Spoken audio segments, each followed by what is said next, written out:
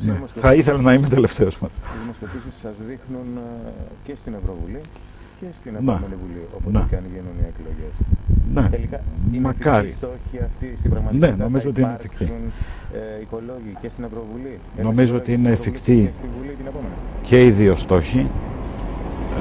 Αλλά επειδή το σκηνικό είναι λιγάκι ρευστό, δηλαδή κανένας δεν ξέρει αν θα γίνουν διπλές εκλογές, αν θα γίνουν μόνο ευρωεκλογές ή αν θα έχουμε στο επόμενο σύντομο διάστημα, και εννοώ μέσα ένα εξάμηνο, ένα χρόνο, εκλογές για το Ελληνικό Κοινοβούλιο.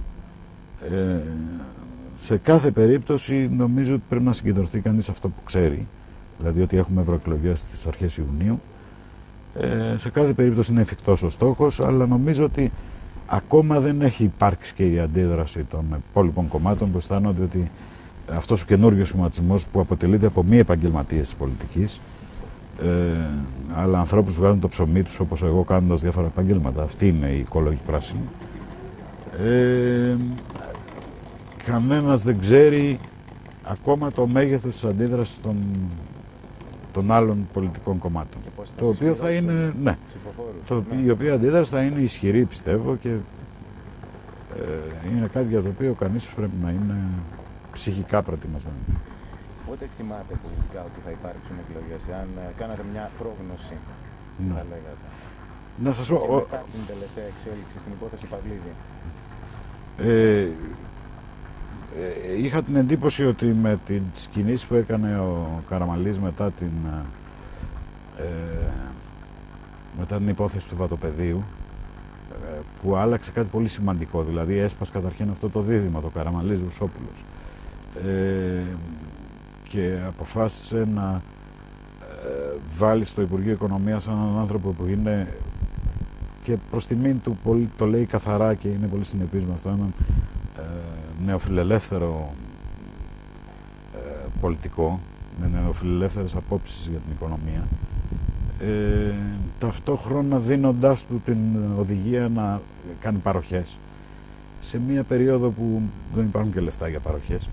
Ήταν φανερό ότι υπήρχε μια προσπάθεια να γίνουν διπλές εκλογές, ή τέλος πάντων, αν όχι ακριβώς διπλές, να πέσουν πολύ κοντά οι εκλογές.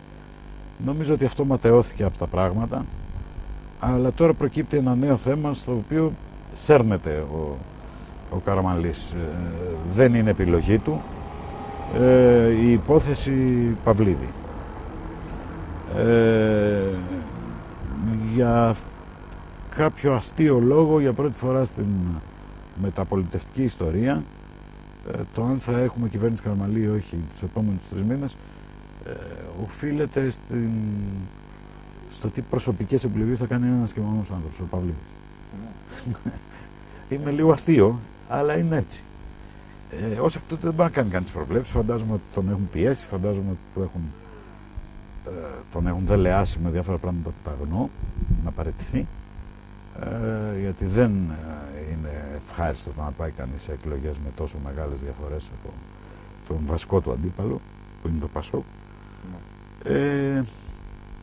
Αλλά είναι μια αυτοκτονική κίνηση αν το κάνει αυτό ο Παυλίδης, γιατί θα είναι ένας απλός υπόδικος. Και είναι διαφορετικό να είσαι βουλευτής υπόδικος και πολύ διαφορετικό να είσαι ένας πολίτης υπόδικος.